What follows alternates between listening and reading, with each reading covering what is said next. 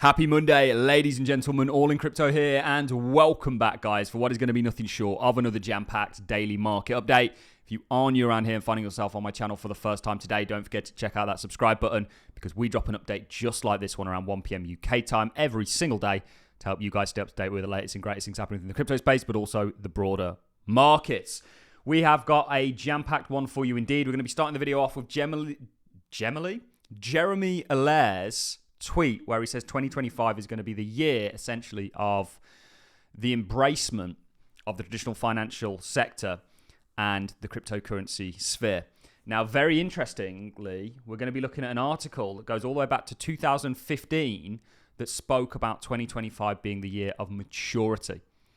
There's always a plan for us as the masses, and ultimately crypto is that plan. It's there to take us onto a global financial system, and we've been positioned as if that was going to be the case. We're now starting to sort of see the benefits of being positioned, or we're getting dividend of being positioned in the manner that we are. But 2025 is the year where that kind of maturing happens, just like Jeremy Allaire is saying, and he tweeted this yesterday.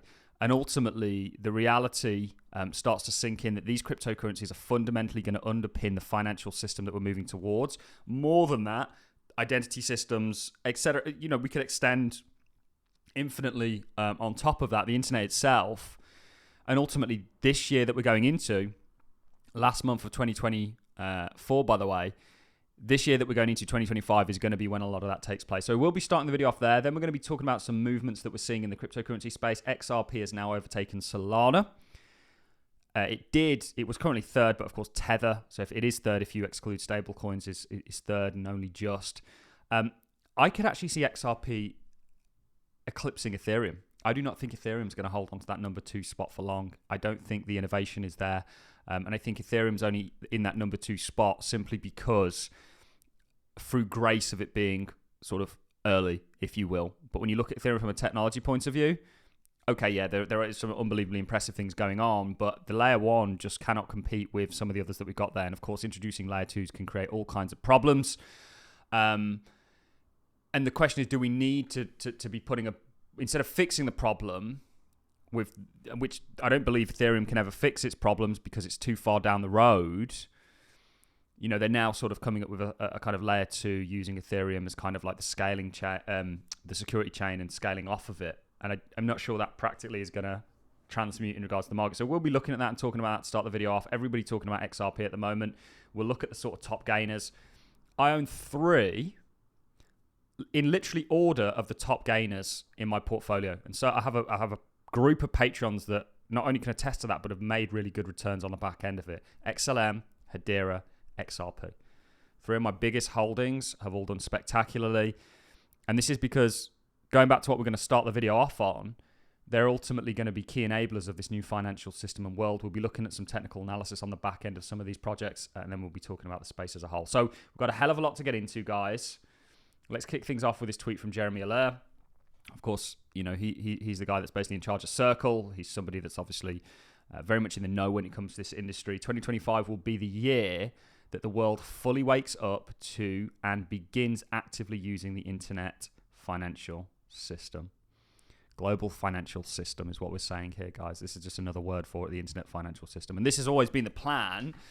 And this plan has been laid out before us. This is from Smoke. Great guy to follow, by the way. Do go and give him a follow. This has always been the plan. And this article goes back all the way to 2015, where it starts off as exploration and investment. Initial capabilities and use case assessment. Early adoption likely for internal reconciliation. 2016-2017, which is of course the bull market.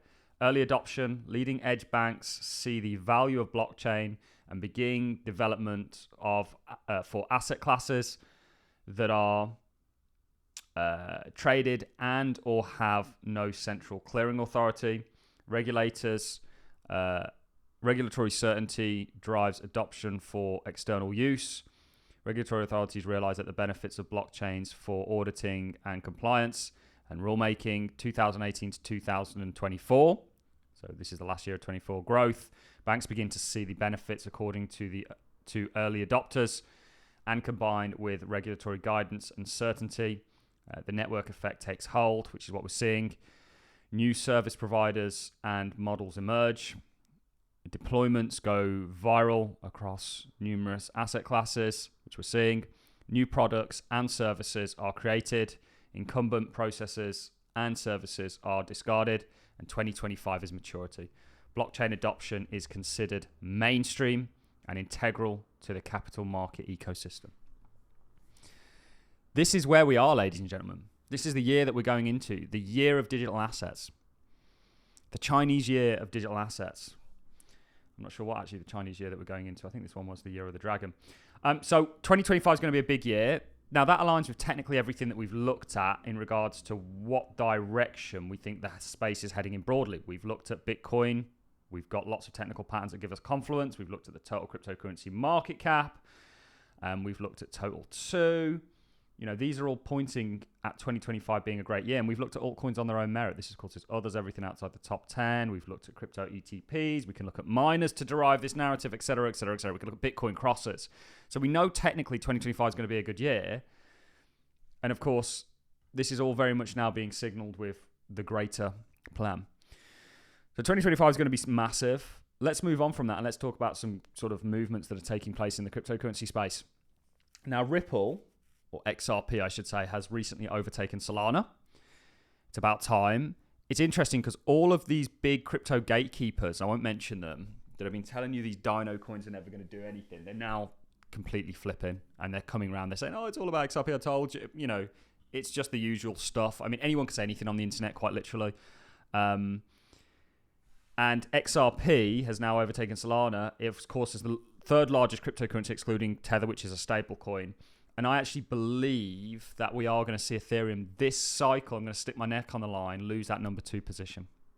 I do not believe Ethereum is going to remain number 2 forever. I don't think the innovation is there. I think far more is going to happen on many other blockchains out there. One thing that's concurrent, and we've delivered nearly 100 interviews with builders in the cryptocurrency space now, and we've got lots more coming out for you.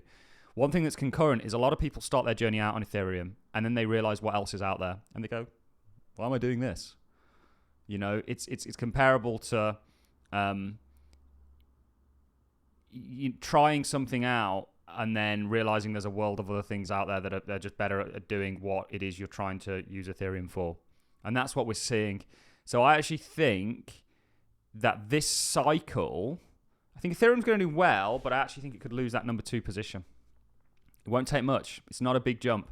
Something like XRP 4x's from where it's at, it gets to $10, which I think is achievable. Our target's 19, of course. We've spoke about this in a lot of detail, obviously pre this big move. Now it looks a lot more believable. You know, Ethereum could be losing its market cap or its dominance in regards to market cap and its market cap position. So XRP is definitely on a journey to the upside. In regards to the top 30 gainers, this literally looks quite similar to my portfolio. Stellar, Hedera, XRP. And you can see just this month, 400+% gains on 2 of them, 351% gain on, and we caught the bulk of these. Do consider becoming a Patreon, guys. You're really going to get ahead, I believe. If you look at what's moving, it very much, you know, we've got really good roots in that. We've also got roots elsewhere that will sort of spring up at different points. But Hedera also on a kind of got a great path ahead of it. We did do a lot of technical analysis and have been recently on it, looking at this short-term double bottom, talking about it from a kind of market structure and phase points of view, et cetera, et cetera. Everyone's really sort of turning to XRP now. Added $100 billion in value in 4 weeks, 400%. This is what people don't realize about this market. When we talk about market caps, it's kind of somewhat irrelevant, but actually this sort of stuff can happen. And if you look at a cryptocurrency that has a $1 billion market cap or a $10 billion market cap, can 10x in 4 weeks. Certainly, I think we're going to see that when the mania starts and all these and everything sorts to start coming to fruition. And that's why I'm sort of highlighting this tweet. So, big moves happening in the cryptocurrency space. 2025 likely going to be the year that this technology matures or is maturing and actually starts to become mainstream and adopted. Obviously, I think there's going to be a Trump element in that. It's interesting how something like that was laid out ages ago, the kind of narrative recently is now fulfilling. It's very interesting that, as somebody like myself that studies history, what you can see throughout history is plans that take place. And not all history that you're taught, by the way, is even remotely accurate, in my opinion. But there is always a greater plan, and the cryptocurrency space since its inception has largely been it.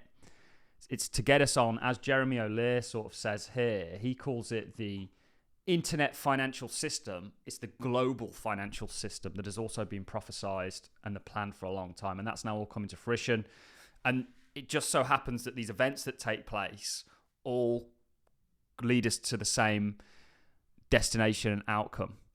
And it kind of hints at an invisible hand, if you will, to use a Adam Smith analogy, as he related it to the markets. But we're talking about it more relatable to the direction of the world more broadly. But yeah, that's it from me, guys. Enjoy becoming rich. I'm going to love and leave you on that note. Have a wonderful Monday, guys. See you all in the next one.